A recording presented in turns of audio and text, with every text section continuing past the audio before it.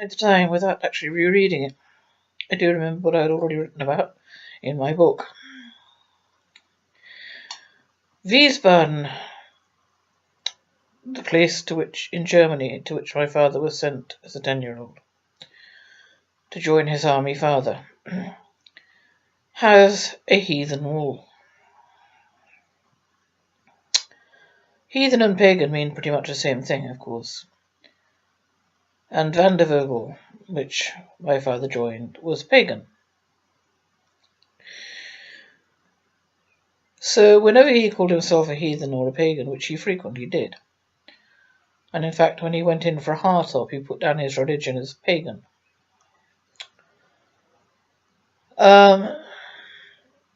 Whenever he called himself a heathen or a pagan, he was actually admitting to being, if you don't want to say Satanist, Luciferian, but to be honest, I don't see the difference. But what I'm wondering now is how he wound up in a town with a heathen wall and in a pagan boys group.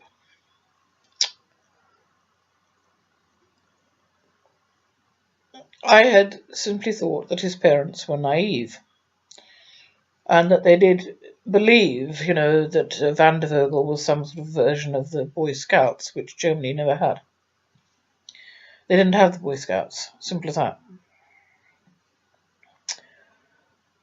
I am beginning to wonder if, in point of fact, his parents knew exactly what Wandervogel was, and even if they were sent to Wiesbaden on purpose, with the objective of indoctrinating a 10-year-old boy.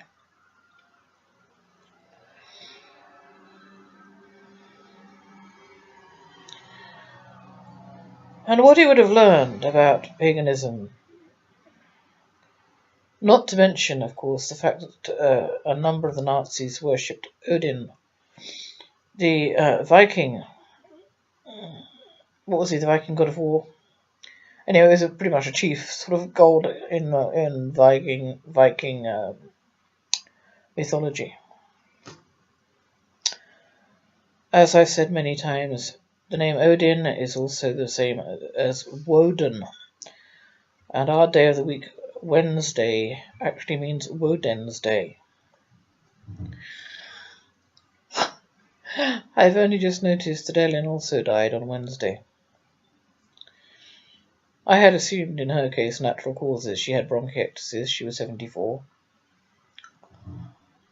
But as soon as I see that she died on a Wednesday, I could easily, off the top of my head, list a dozen people around me who died on Wednesdays. I'm not so sure anymore.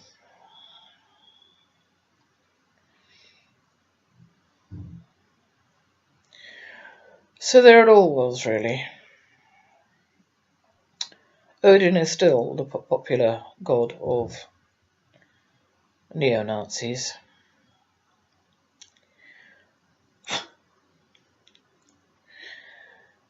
And I now finally understand my terror of Easter, or even though I have to say I do not remember from where the fear originated. I only know it's been a terror for me every year for donkey's years, and it is jinxed because it's not merely a terror, it is a trigger. My PTSD comes to the fore at Easter, so it's best for me to do exactly what I am doing and stay indoors.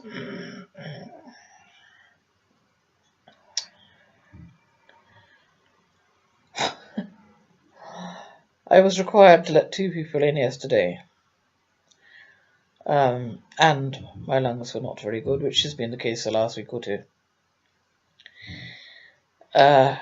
I tried to leave the front door open so that I would have an escape route. They slammed it shut behind them. Landlord and landlady.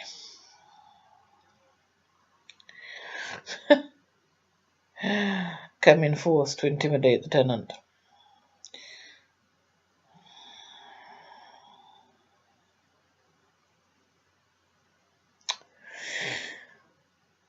That aside, Easter is about sacrifice. It's about fertility. And it's about sacrifice to the gods and goddesses, well, the goddess primarily of fertility. And I have just heard from a source I consider to be 100% reliable that child sacrifice is commonly practiced by Luciferians, stroke heathens, stroke pagans, such as my father, at Easter.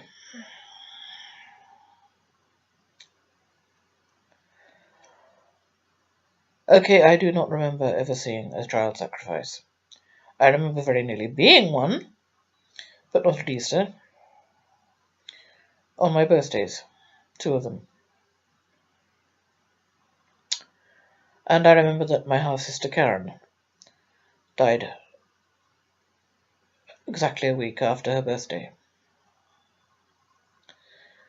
And hey, no matter how carefully you plan these things, you can't get the date exactly right, apparently. But I also remember the incredibly puzzling court case of 1993, when all of a sudden, it would be true to say, my younger daughter had been with foster parents for 2 years at that time. And I was resigned to it. I felt she was safer out of my family. Simple as. And we saw each other every Saturday and did the best that we could with that. All of a sudden, I get a letter from the social services. At this point in time, I am at a place called Hitchin College, taking 3 A levels and what they call a scholarship level, an S level. I'm surrounded by people 21 years younger than myself, in other words, and getting on very well with them, surprisingly well. Very enjoyable time. Despite the fact that Hitchin College was slap bang next to my younger daughter's school, which actually did have me crying in the grounds virtually every break time and lunch hour, but other than that, it was a happy time. There was nothing else to do but get on with trying to make life better.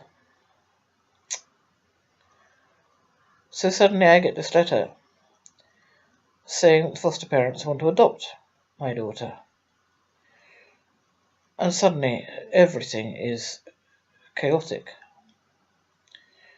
They talk about reducing my contact to once a year, and none at all.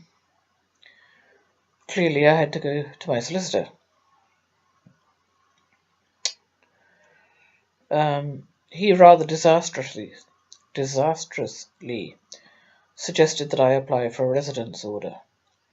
And to be honest, all I wanted was to keep the weekly contact going. I did not think it was a good idea for her to return to the bosom of her family. And that's the horrible truth. The next thing I know, everyone is applying for a residence order. Including, if I'm not mistaken, my father, which is why he was there unrepresented by a solicitor.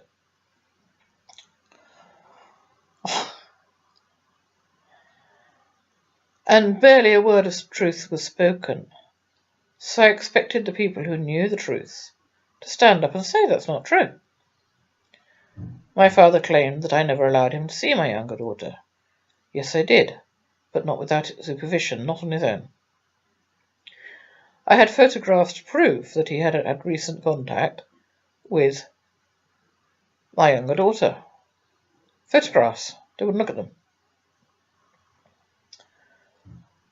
We'd all gone out on outings together, for God's sake. To a beach I prefer not to think about at the moment, for reasons I'm not going into. Because I'd really rather never go near it again. Anywhere near it.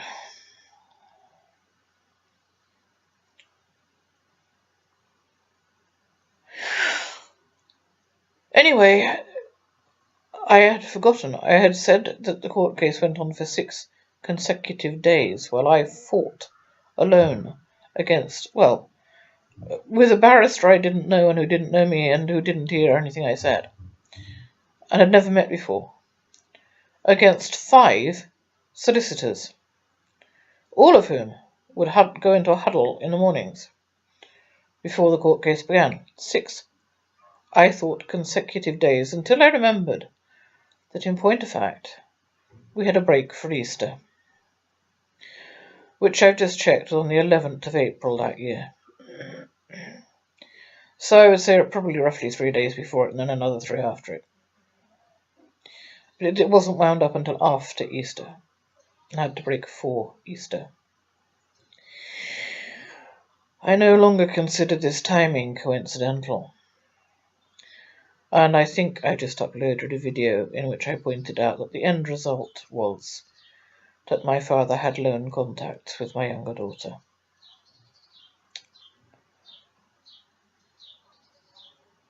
That was the result.